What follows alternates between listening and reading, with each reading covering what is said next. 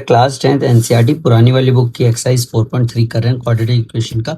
अब इसके ना वर्ड प्रॉब्लम्स करने जा रहे हैं, इंपॉर्टेंट है, ठीक है, एग्जाम पॉइंट ऑफ व्यू से आ सकते हैं। क्या कहते हैं, the sum of the reciprocal of रेहान्स as 3 years ago and 5 years now is 1/3।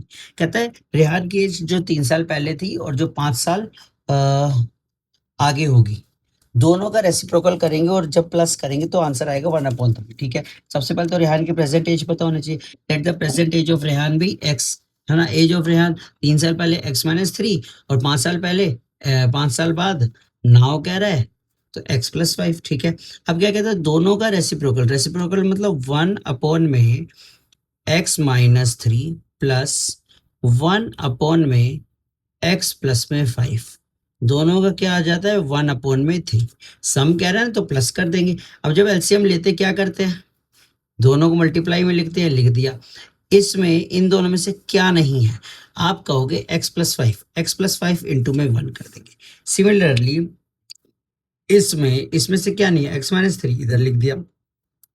अब क्या करेंगे, देखो इस 3 को इधर ले आएंगे और इस पूरे को उठा के इधर ले जाएंगे, वही हमने किया हुआ है। ठीक है, अब x प्लस x 2x, 5 - 3 2।